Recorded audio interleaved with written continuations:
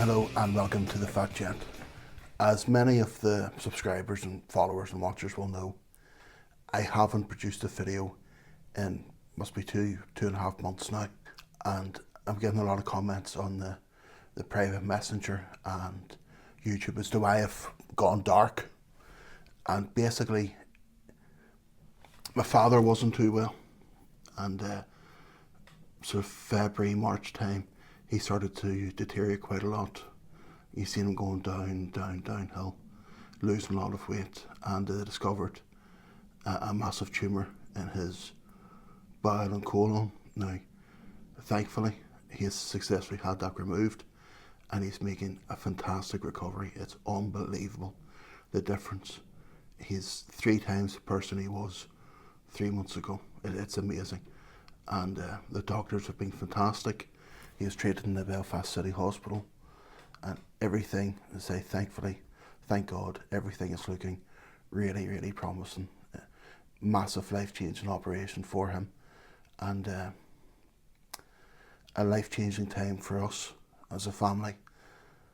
It puts things into perspective. Things which you thought were important aren't. Things you took for granted.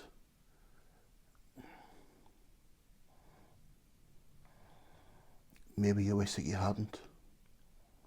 Maybe you wish that you hadn't. But as I say, thankfully, with the help of God, he's making a great recovery, and I just hope that it continues to do so. So I thought I want to get that out of the way and get that addressed. That's why I haven't been making any videos. My head hasn't been in it. There's been a lot to do, and we silly things like watches or wash bags, they're not important. None of that stuff's important at the end of the day. But sometimes you get carried away with the frivolities of life, and with the gilding on the cake and the cherry in the pie, and you forget to look at the important things. But having said that, the other aspect is life's for living. If you can enjoy the luxuries, why not?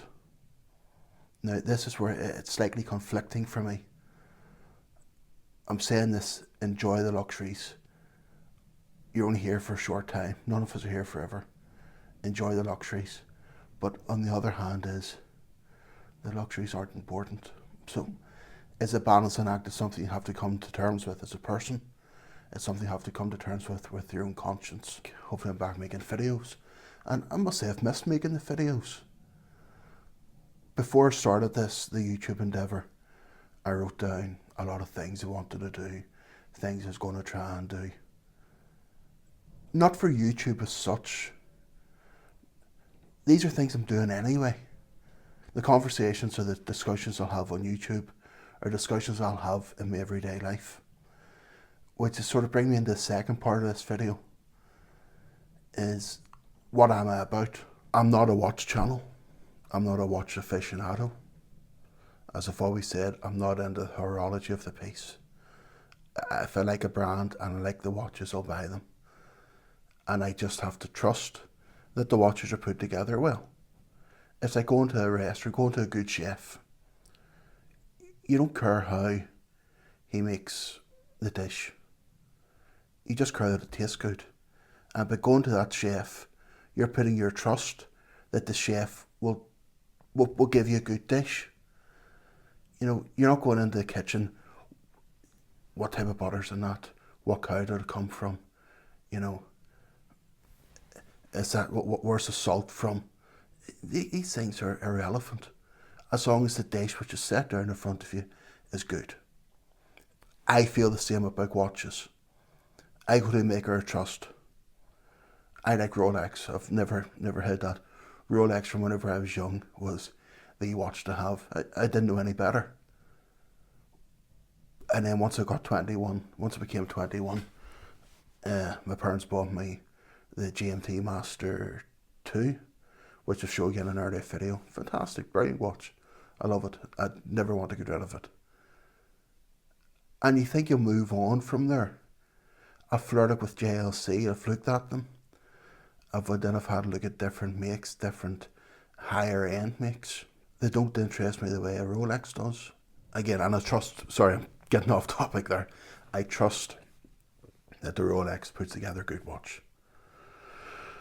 You're spending 5, 6, 7 grand, whatever it is on it. And again, Sin, I like the look of Sin watches.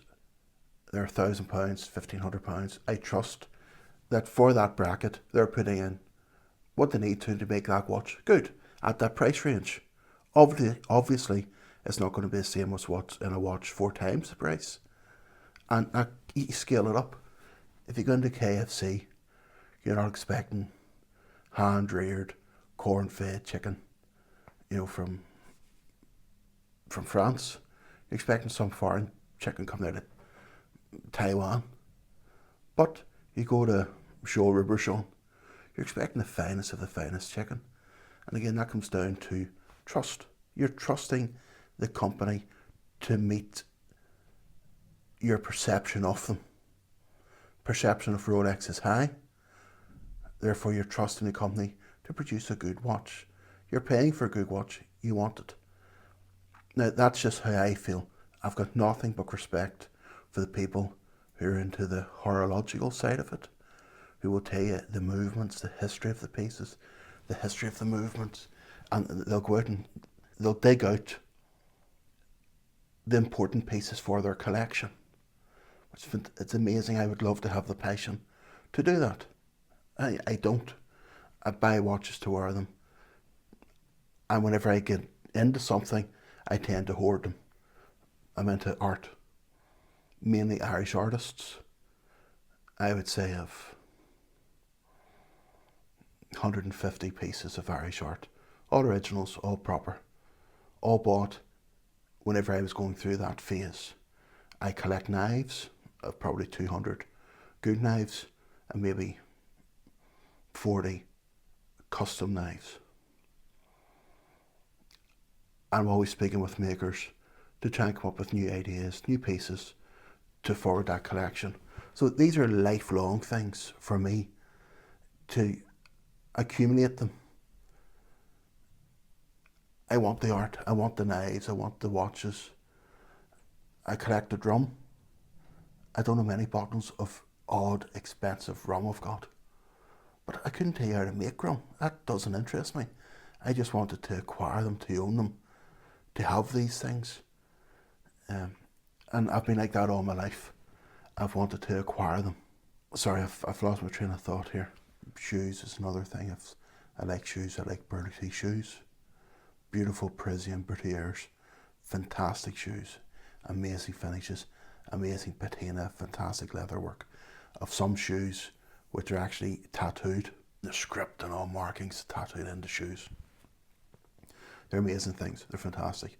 So what I'm saying is, my interests far outweigh watches and far outweigh anything you've maybe seen on the show. And I just want to try and bring different things onto video and hope you can enjoy them as I enjoy sourcing them out and collecting them and buying them. Some things are good, some things aren't good, but again, it comes down to the trust. I'm trusting the companies to do what I assume, what I expect for pieces of that price range. So thank you very much for watching. Sorry I've been a wee bit all over the place in this video. It's hard to get back into it. I'm just hopefully bring back more videos soon. Thank you. Bye bye.